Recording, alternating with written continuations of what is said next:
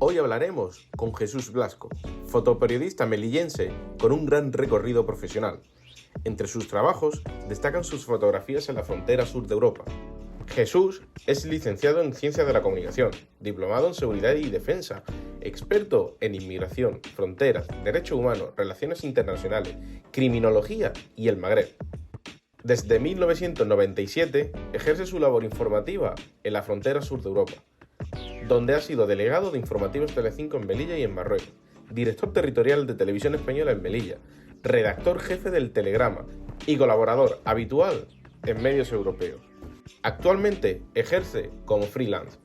Además de eldiario.es, publica esporádicamente en medios como BBC, The Guardian, Telecinco, Periodismo Humano y trabaja de fixer y productor para periodistas y productoras en todos los rincones del planeta. Es responsable de la prensa de la delegación del Centro de Iniciativas de Cooperación al Desarrollo de la Universidad de Granada en Melilla, presidente de la Asociación de Reporteros y Artistas Solidarios y colaborador y asesor en diversas ONG, organizaciones políticas y sindicales y medios de comunicación locales y nacionales. Hoy hablamos con Jesús.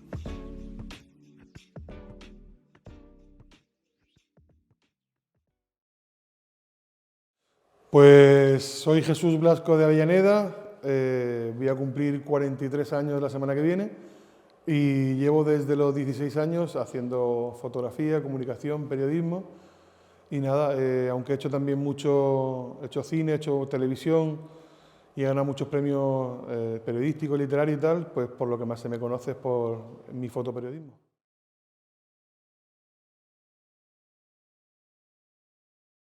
Pues yo empecé mi carrera como fotoperiodista porque me gustaba mucho crear, me gustaba escribir, me gustaba fotografiar. Mi padre tenía una ampliadora, tenía un pequeño laboratorio en casa que lo hacía en el baño, mi abuelo también, y mi hermano mayor hacía fotografía y yo me enganché. Y nada, siempre me gustó desde muy joven la fotografía, me gustó escribir, me gustaba pintar, me gustaba todo lo que tenía que ver con la creatividad, con el arte, me gustaba, pero al final me fui definiendo. Y me gustó más la fotografía de acontecimientos, de hechos noticiosos, ¿no? De cosas impactantes. No sé, llevaba muchas veces con 15 y 16 años la cámara encima para hacer fotos desde una alcantarilla rota hasta un accidente de coche, una caída, cosas, ¿no?, que pudiesen llamar la atención, y se la ofrecía a los periódicos locales de entonces, y así fue como empecé. Luego ya empecé a escribir mis propias noticias y al final acabé estudiando periodismo y hasta el día de hoy. El tema de la inmigración es un tema más, lo que pasa es que en Melilla es un tema muy recurrente y es un tema que llama mucho la atención, que es muy impactante la llegada de pateras, es muy impactante los saltos a la valla, y entonces son un tipo de fotografías a nivel periodístico muy demandadas por agencias internacionales.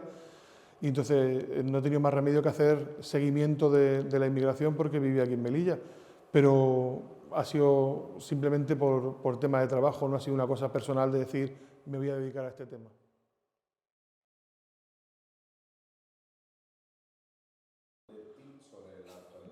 Pues a raíz de la pandemia me tuve que de alguna forma transformar, ¿no?, renovar, porque yo trabajaba mucho en Marruecos, trabajaba para muchos medios internacionales y agencias internacionales con temas de frontera, de narcotráfico, de inmigración, del norte de Marruecos, de relación hispano-marroquí, etc.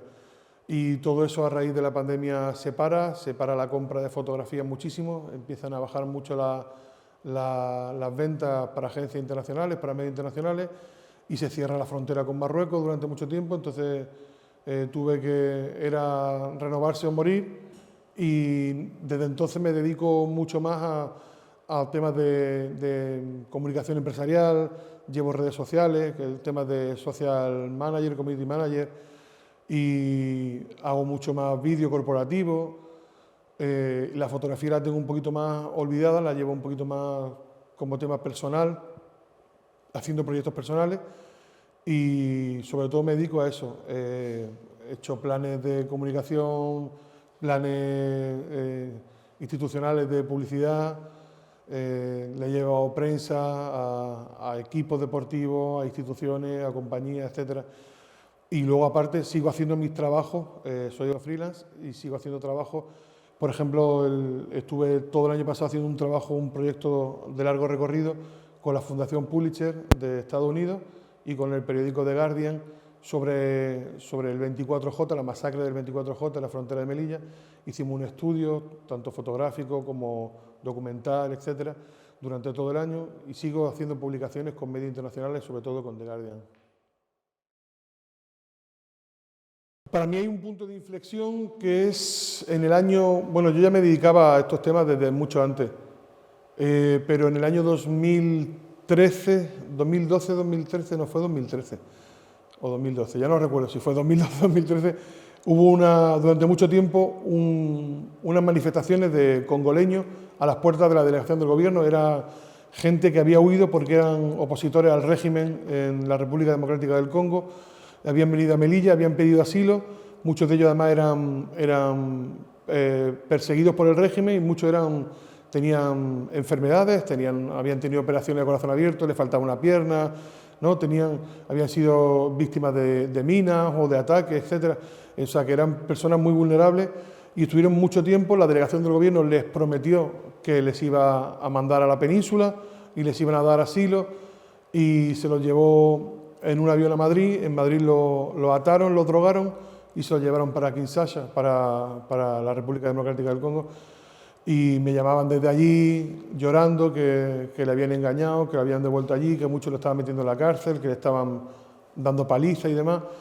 Y esa cobertura informativa que hice a nivel local para el Telegrama de Melilla, porque entonces yo era redactor jefe del Telegrama, y a nivel nacional para COPE, Onda Cero y algunos medios, me hicieron muchas entrevistas a nivel nacional por el seguimiento de esta información. Fue una información que a mí me tocó muy dentro porque yo los conocía personalmente, me había implicado mucho con ellos, y a raíz de esto descubrí pues, la brutalidad que hay, ¿no? La vulneración de derechos que hay en la frontera y la violación de derechos humanos que hay aquí en Melilla, y fue lo que me motivó a seguir un poco siendo fotoperiodista, pero centrándome un poco también en la inmigración y defendiendo un poco los derechos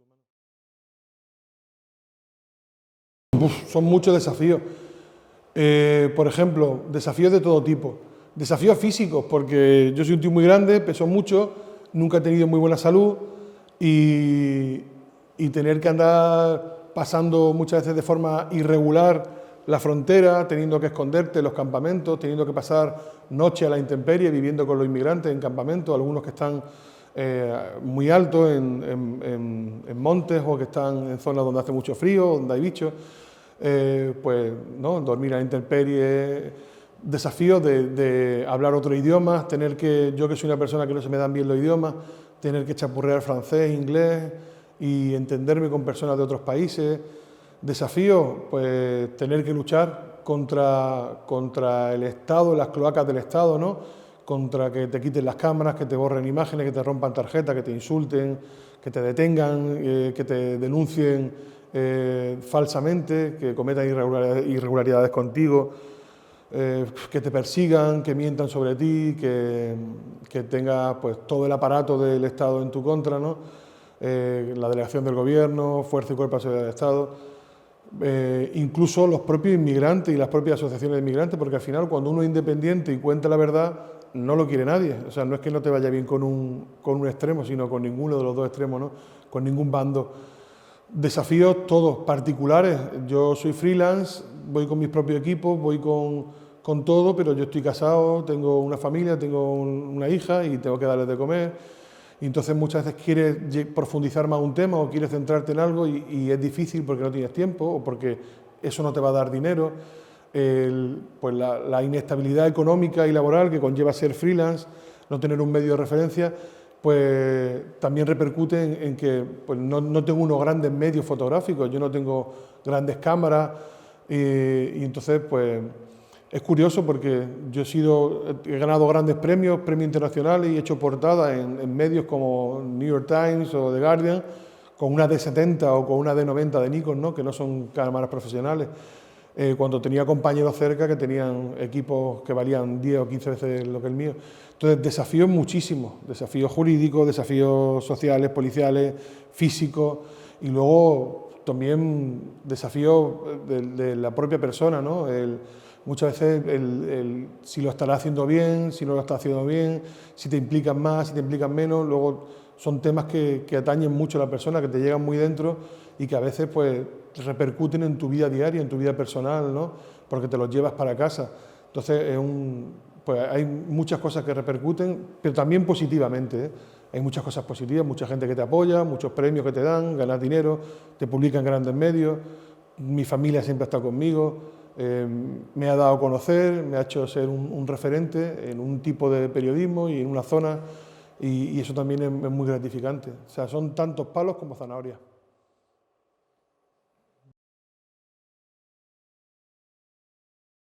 La gente no se lo cree porque a mí lo que me ha hecho más conocido ha sido la fotografía, el fotoperiodismo, pero yo es lo que menos hago.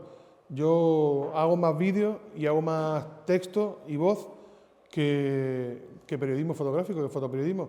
Pero para mí la fotografía es muy importante porque es con lo que empecé, es lo que más me ha dado a conocer, lo que pues debe ser que mejor se me da y lo que me ha permitido contar historias con un solo clic.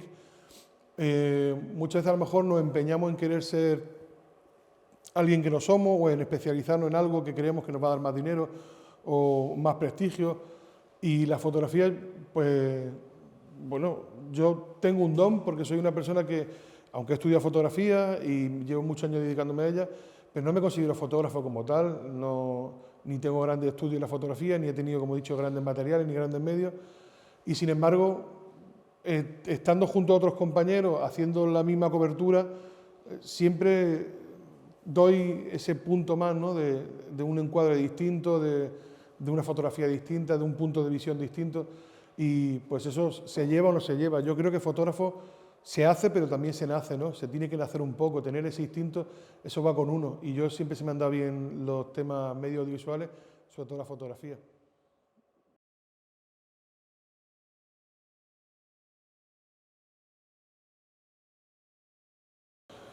Pues muchísimo, porque cuando yo empiezo a trabajar en el mundo del periodismo no existía la valla. Fíjense, pues yo llevaba 26 años. La valla termina de construirse, se inaugura en marzo del año 98. Yo ya llevaba un par de años trabajando.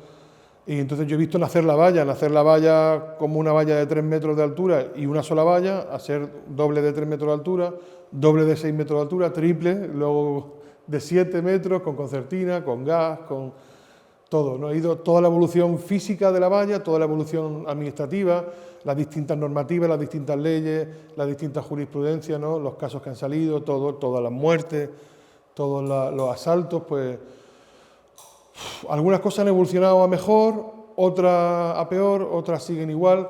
Sigue siendo muy difícil la cobertura para el periodista, sobre todo en la valla de Melilla. Yo he tenido la suerte de poder estar también en la valla de Ceuta, y en la valla de Ceuta es menos complicado que aquí. Es más complicado acceder a la propia valla por la orografía del terreno, pero administrativamente por temas de delegación del gobierno, de normativa, de la policía, Guardia Civil, etcétera, hay más facilidad para trabajar en Ceuta que aquí. Aquí sigue habiendo mucha dificultad para el periodista, somos totalmente vulnerables, grabamos lo que nos dejan, fotografiamos lo que nos dejan, desde donde nos dejan, y normalmente nos identifican o nos multan o nos quitan las cámaras o nos quitan las tarjetas o nos borran, y con total impunidad y con total libertad, y eso sigue pasando. Para los inmigrantes el tema de los materiales, del uso de materiales, sí que ha cambiado a mejor, porque en un principio utilizaban contra ellos fuego real. Recuerdo todavía en 2014 un salto que hubo 8 muertos, todo por fuego real, de las fuerzas marroquíes. Luego ya empezaron con material antidisturbios, ya cada vez se utiliza, hay menos disparos, hay menos violencia, aunque luego se dan cosas como lo que tuvimos el 24J de hace 2 años, del año 22, en el que hubo más de 70 fallecidos, ¿no? Pero bueno, eso fue una cosa puntual. Se supone que la violencia en la frontera, a través de los años, desde el año 98 hasta aquí, sí que ha ido disminuyendo. A mí me han detenido 10 veces en Marruecos, 3 en España y 1 en Grecia. Y en el único sitio en el que me han borrado imágenes o me han quitado tarjetas ha sido en España. Y en el único sitio en el que me han denunciado y me han tenido con denuncias falsas un montón de tiempo, judicializado los temas y me quitaron las cámaras y todo, ha sido en España. De hecho, en mi caso es un poco... Yo fui el primero que de alguna forma se venían denunciando las devoluciones en caliente y las expulsiones ilegales por parte de España de inmigrantes a Marruecos desde hacía tiempo. Yo lo había hecho, pero nunca había habido imágenes claras y concisas de esto, ¿no? Entonces yo tuve la suerte o la mala suerte, no sé, estuve en el lugar en el momento en el que hubo un gran rechazo en frontera, unas grandes expulsiones. Esas imágenes yo las regalé a distintos medios, no las quise ni siquiera vender, no quise cobrar por ellas. Salieron, se hicieron eco en muchísimos medios y a raíz de ahí hubo una persecución muy grande por parte de la delegación del gobierno y de la Fuerza y Cuerpo de Seguridad del Estado.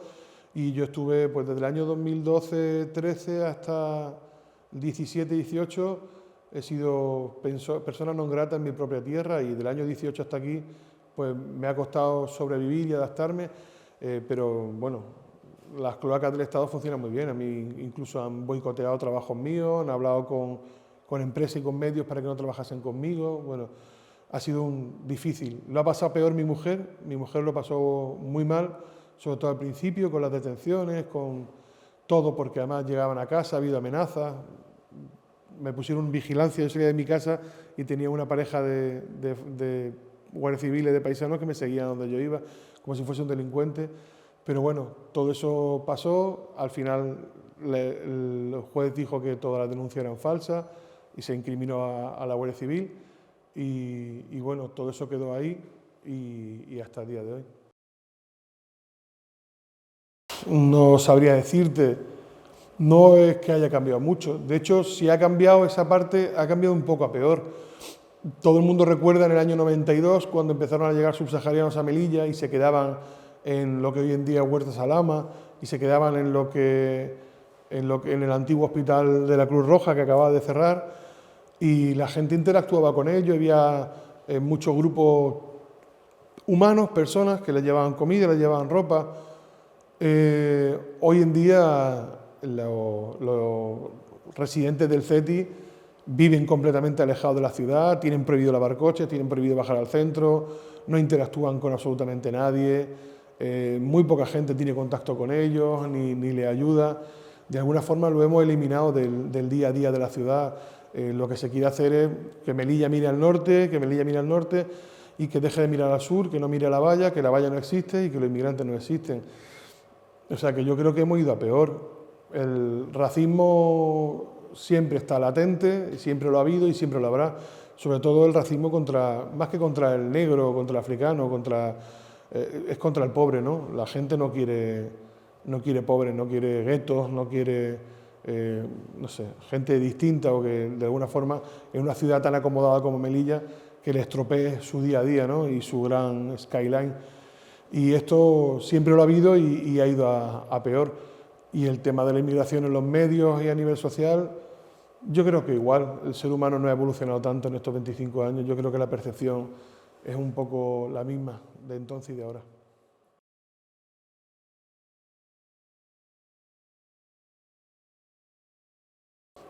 No sabría decir.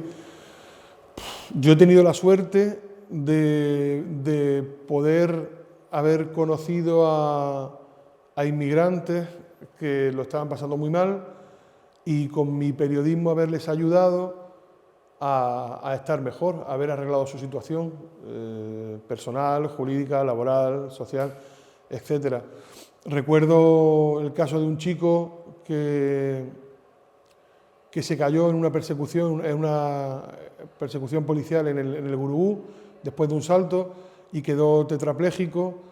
Y a raíz de hacerle yo el reportaje tuvo mucha repercusión, me llamaron a muchos sitios, le conseguimos un visado humanitario, conseguimos que lo trasladasen al hospital de tetrapléjicos de Toledo, al final mejoró un montón, ha quedado parapléjico solamente, vive en España, se ha casado con una española y le ha cambiado la vida, ¿no? Como él, mucha gente. Recuerdo la primera chica que saltó la valla, que era una chica muy joven, 14, 15 años, camerunesa, Igual le conseguimos un visado humanitario, la llevaron a un centro de Granada, ella quería ir a Francia, al final consiguió ir a Francia y trabajar allí.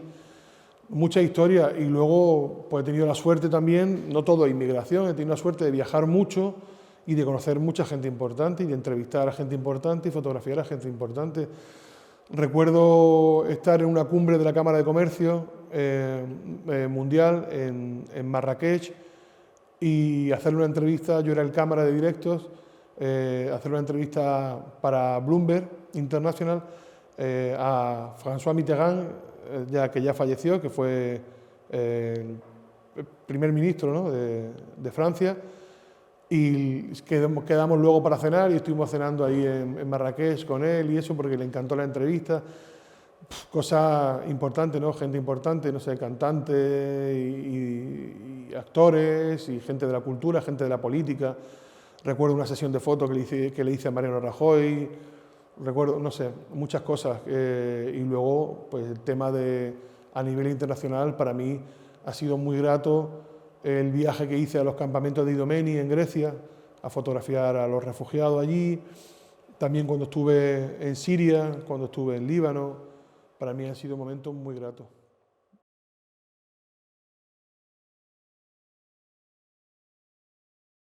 Pues igual, papel bueno y papel malo. Hay que tener mucho cuidado porque Internet es una puerta que se abre, que es genial, que es un mundo estupendo que se abrió hace un montón de años y que cada día es más amplio y más maravilloso.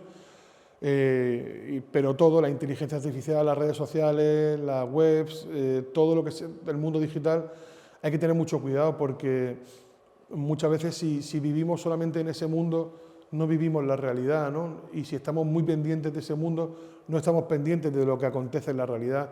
Y luego también al final es un mundo en el que es un mundo muy rápido, en el que importa mucho el impacto, el ya, el ahora, el titular, la foto, el reel súper rápido. Entonces todo lo que sea un segundo, 10 segundos, 15 segundos tiene mucho impacto, pero la gente no profundiza, no va más allá, no le importa a la persona, hay menos empatía, hay mucha falsedad, hay mucho contraperiodismo, contrainformación, hay mucha mentira, ¿no? Entonces hay que tener mucho cuidado, ¿no? Un mundo en el que hay mucha mentira, mucho fake news y en el que hay que tener mucho cuidado también. Yo, por ejemplo, fíjate, a nivel laboral, le he llevado las redes sociales, he sido community manager de consejerías, de instituciones, de medios de comunicación, de compañías, de empresas. Sin embargo, yo personales no tengo, no soy una persona, no estoy enganchado en ninguna red social y no estoy en ninguna red social, simplemente a nivel laboral, pero no personal. Seguramente, bien utilizadas, ayudarían mucho a mi trabajo, a la difusión de mi trabajo y a que yo como freelance, como autónomo, tuviese más cantidad de trabajo a lo mejor, pero es un mundo que a mí personalmente, y ahora que soy padre, me da mucho miedo, porque hay mucha tontería, mucha hipersexualización, porque hay mucha violencia y porque prefiero que mi hija y yo pues, vivamos la realidad. El mundo es muy bonito, el mundo digital es muy bonito también, pero el mundo es muy grande, muy amplio, muy bonito y tiene mucho todavía que ofrecer y por vivir. Entonces yo creo que hay que saber manejar las dos cosas y compensarlas, pero también hay que tener mucho cuidado.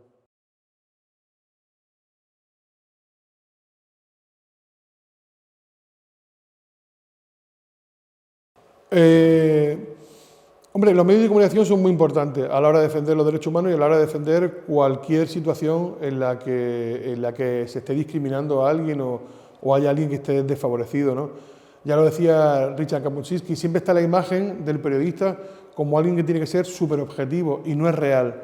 La información tiene que ser lo más objetiva posible, pero el periodista tiene que posicionarse porque el periodismo social, el periodismo en profundidad, el periodismo de investigación, el periodismo con mayúsculas, lo que pretende es llegar, conmover, cambiar las cosas, descubrir la verdad, ¿no? Entonces, para hacer eso, tienes que implicarte personalmente y tienes que posicionarte.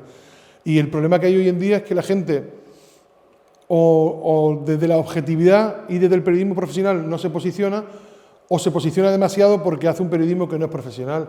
Entonces, hay mucha deficiencia en la información y en el periodismo y yo creo que muchas veces no ayudamos a la resolución de los problemas.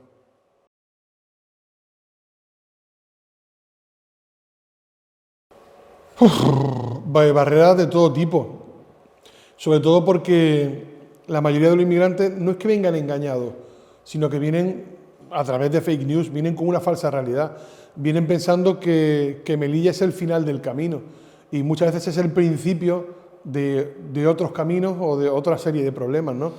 Porque estás en España, pero no estás en España, porque estás en Europa, pero no estás en el continente europeo, porque has pasado muchas dificultades, pero te quedan muchas dificultades por pasar.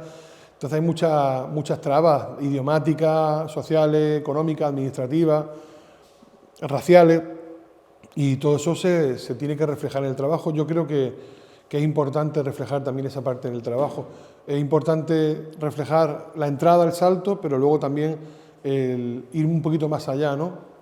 Tanto o sea, de dónde vienen estas personas, estos migrantes, ¿no? Y de todo el camino que han hecho, como a partir de Melilla, qué es lo que pasa, ¿no? Yo creo que eso es importante y yo creo que por lo menos en los años en los que yo he estado más activo en el periodismo social, sí que he intentado reflejarlo.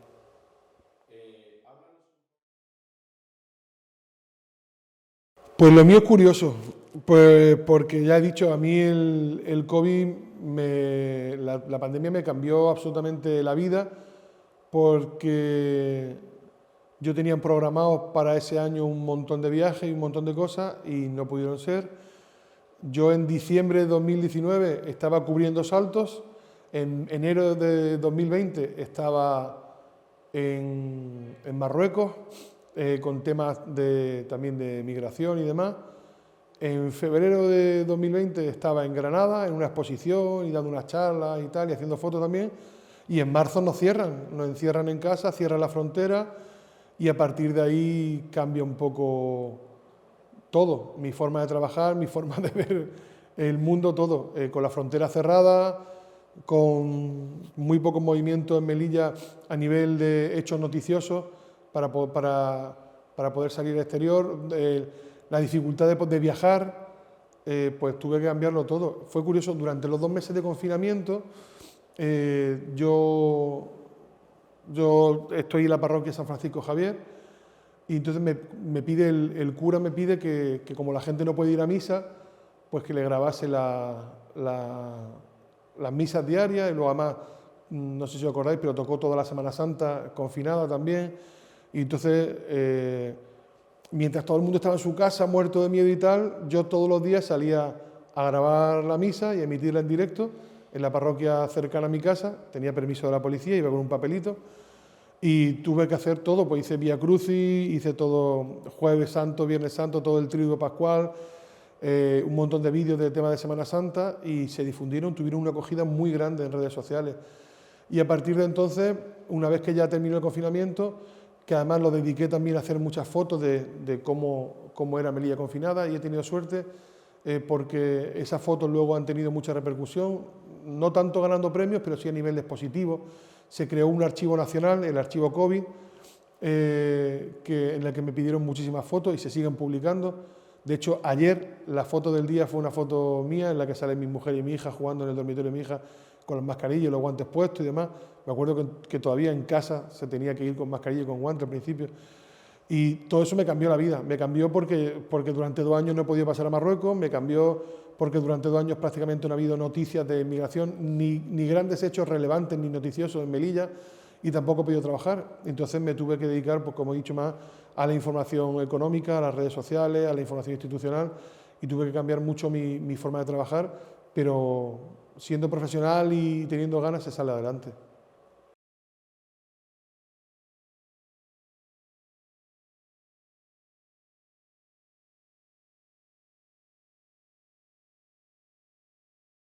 Pues justo antes de la pandemia venían un montón de subsaharianos, la mayoría de Costa de Marfil, de Burkina Faso y de Camerún, y actualmente vienen por Melilla, hablo por Melilla, yo hablo directamente por Melilla. Por Melilla viene muchísima menos gente y la mayoría de los que vienen son magrebíes, son marroquíes.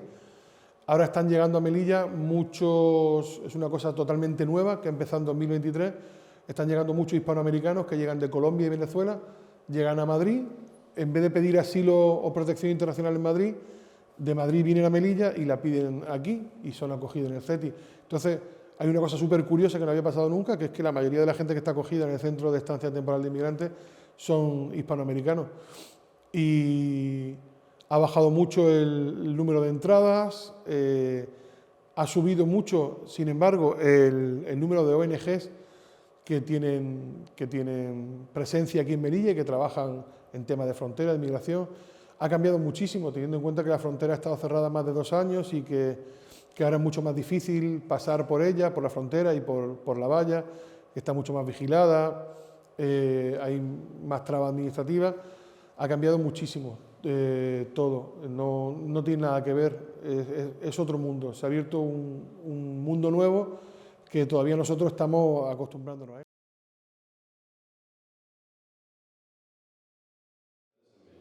Con mucha delicadeza, hay que tener mucho cuidado, porque muchas veces incluso uno intenta hacer las cosas lo mejor posible y a veces pues mete la pata porque temas culturales, temas raciales, temas sociales, la migración es un tema muy sensible, es un tema que periodísticamente y fotográficamente se pone a la persona en el centro de la información y entonces pues cada persona es un mundo y hay que tener mucho cuidado cómo se trata, con mucha delicadeza. Yo creo que todo el mundo tiene derecho a ser portada, todas las historias tienen derecho a ser contadas y que todas las personas tienen algo que contar y son interesantes sus vidas. Lo que pasa es que hay que saber cómo hacerlo para no meter la pata, ¿no? Luego también pasa una cosa es lo que, claro, al ser autónomo, una cosa es lo que tú haces y lo que tú vendes y luego otra cosa es lo que se publica. A mí me pasa muchas veces, por ejemplo, me pasa con Dominicales o con El Mundo, con El País, con grandes medios españoles, que tú les vendes una información y una fotografía y luego ellos ponen los destacados y ponen el titular y suelen ser muy amarillistas, ¿no? Suelen ser... Yo recuerdo que hicimos, cuando empezó aquí en Melilla a venir muchos inmigrantes que pedían asilo por protección, por ser homosexuales, y entonces hicimos varias entrevistas, hicimos un reportaje muy chulo y se lo vendía a El Mundo y lo titularon La valla gay de Melilla. Y el titular ese, por ejemplo, no gustó al colectivo, ¿no? LGTBI. Yo lo entiendo, pero hay cosas que no controlo. Una vez que yo vendo la información, vendo la fotografía, no controlo en qué medio se publica o qué titular se le pone, ¿no? Y a veces se cargan el trabajo que tú has hecho. Y hay que tener mucho cuidado. Son informaciones muy sensibles. La esperanza. Pues la esperanza es lo último que se pierde. Yo confío en el ser humano y confío en que el ser humano, igual de humano que es para el egoísmo, la supervivencia y ¿no? el hedonismo y el querer sobrevivir a costa de todo y a costa incluso de los demás, lo humano pues también conlleva la convivencia y el ser un ser social y el querer que igual que uno quiere lo mejor para sí, quiere lo mejor para los demás. Yo sí confío en que el ser humano es humano para todo, para lo bueno y para lo malo, y que de alguna forma todos los imperios caen y todos digamos, los estados se reciclan, ¿no? O sea, ha habido guerras mundiales y estamos aquí, y ahora mismo hay un montón de guerras en el mundo y estamos aquí, y siempre hay una compensación y nos estamos cargando la capa de ozono y a la vez cuidamos mucho del clima y no sé, siempre se compensa la maldad con la bondad y hay que creer en el ser humano y seguir trabajando e intentando hacerlo lo mejor posible. Yo he tenido la suerte de dar clases en la Universidad de Granada y en la de Santiago de Compostela y de dar muchos talleres y muchas charlas para la Fundación Manuel Alcántara sobre articulismo y periodismo a muchos chavales de instituto, y siempre les digo lo mismo: antes de ser buen periodista o buen fotógrafo hay que ser buena persona, y ser buena persona no significa más que levantarte por la mañana sabiendo que el otro, que la otra persona merece tanto respeto como tú o más, ¿no? Y dar la vida por los demás, pues, pero sobre todo por los que tienes cerca, ¿no? Porque es muy fácil irse al Congo a hacer fotos y pobres negritos y pobres... Pero lo difícil, mucho más difícil es quedarte en tu tierra, ¿no? Y tratar bien a tu mujer y cuidar de tu hija y a los tuyos, porque es muy difícil ser profeta en tierra de uno, a lo que pasa en tu tierra, pues querer hacerlo lo mejor posible y anteponer los intereses de los demás a los tuyos propios, ¿no? Y si todo el mundo hiciese eso, si todo el mundo en su pequeña parcela lo intentase hacer lo mejor posible, se quitarían muchos de los problemas del mundo. En los últimos que ha habido, saltos, es que ya no sé si fue en 2023 o 2022. Tengo fallos de memoria a corto plazo. Sí he cubierto alguno en 2023, lo recuerdo. Recuerdo, bueno, el más impactante, recuerdo el 24J de 2022 como último así más impactante. Y anteriores, recuerdo en 2022, en enero y en marzo, que hubo un par de ellos, y los recuerdo, digamos, más y con más personalidad porque hice más y mejores fotos. Hay días que te pillan más inspirado y días que te pillan menos, días que llega antes o que tienes mejor tiro de cámara y días que menos. Y a principios de 2022 sí que hubo un par de saltos en los que tuve suerte, hice muy buenas fotos, pude documentarlo bien.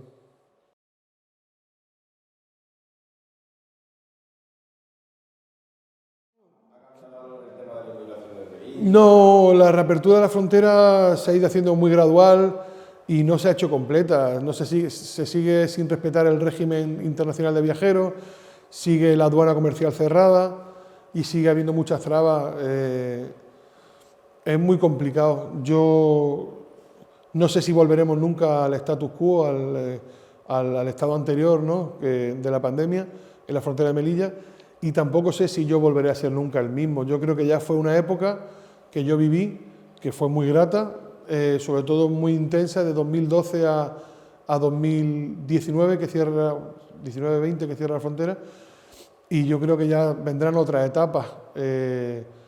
También en esa etapa yo me he reinventado muchas veces y ha habido etapas en las que he viajado más, como he dicho, de 2014 a 2016 yo viajé mucho, estuve en Brasil, estuve en Mali, he estado en muchos sitios, estuve en Francia, el tema de los chalecos amarillos, he estado en Italia, he documentado muchas cosas, no solamente de migración, estuve en Dinamarca por temas de yihadismo también, en Siria, o sea que muchos temas de todo, políticos, sociales, temas de breaking news, antes sí que viajaba más. Lo que sí, la tendencia de la frontera cerrada y de la pandemia, por lo menos la mía personal, es que cada vez viajo menos y que cada vez hago más cosas fuera del periodismo, digamos, de breaking news, ¿no?, del día a día de la noticia, y más cosas pausadas.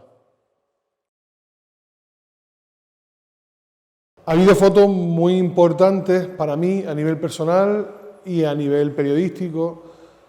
No todas tienen que ver con la inmigración.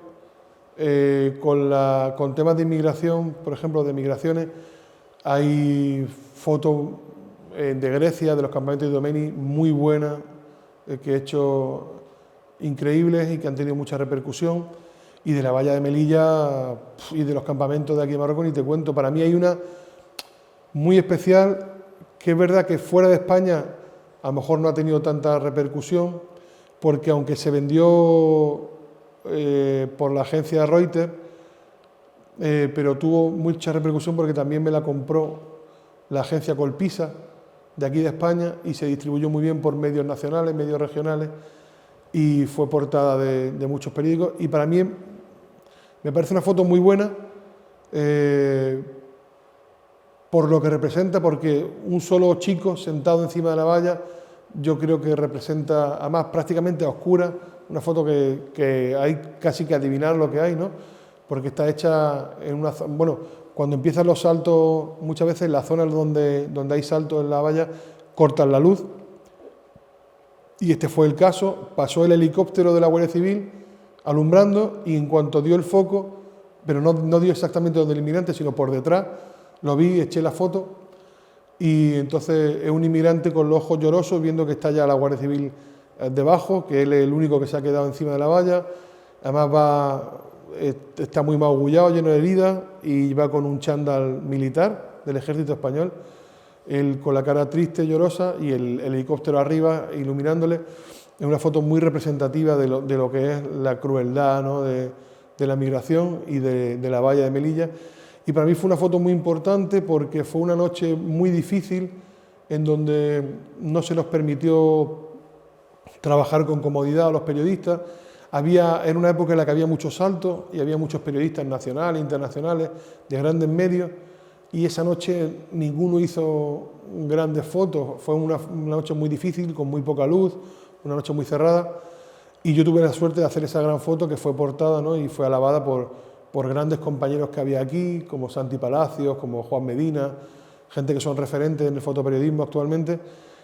Y luego también porque nosotros teníamos muchas dificultades para tener hijos, llevábamos 5 años buscando tener descendencia, y mi mujer llevaba 2 o 3 semanas de retraso, y estando yo en el salto, pues sería a las 5 de la mañana, ella, al no estar yo al lado, pues se desveló y se hizo una prueba de embarazo y salió positiva. Y yo recuerdo que me llamó esa noche, creo que era un 14 de junio de 2014, si no recuerdo mal. Y me llamó y me dijo que había dado positivo, que estaba embarazado, que íbamos a ser padres.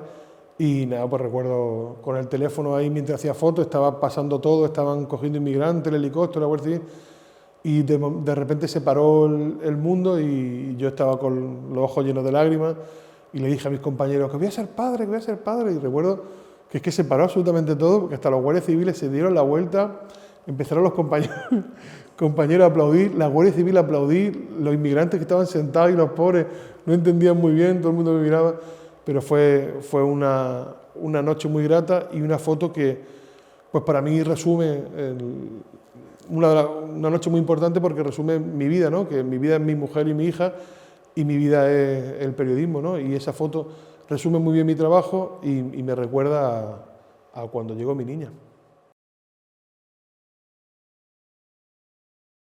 Para mí el Magreb es muy importante porque yo soy español y soy europeo, pero también soy africano y soy rifeño.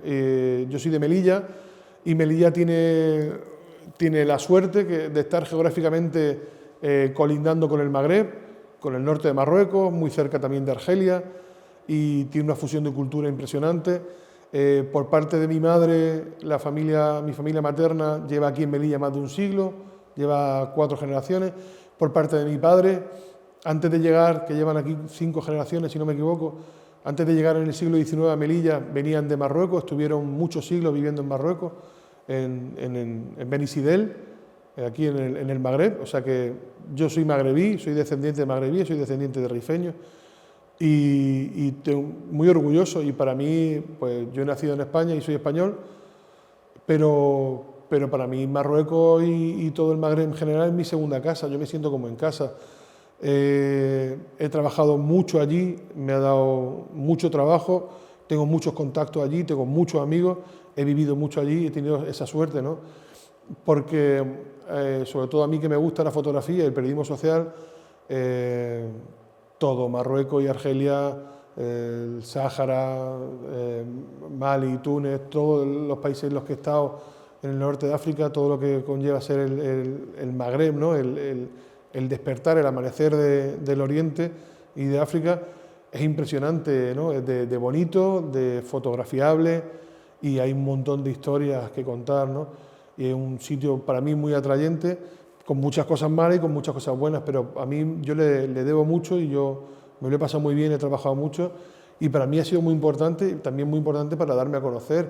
Si Melilla no fuese una ciudad fronteriza, y fronteriza con un Magreb tan exótico, tan interesante, y también tan pobre y tan violento y con tantas desigualdades, pues yo no habría triunfado en el mundo del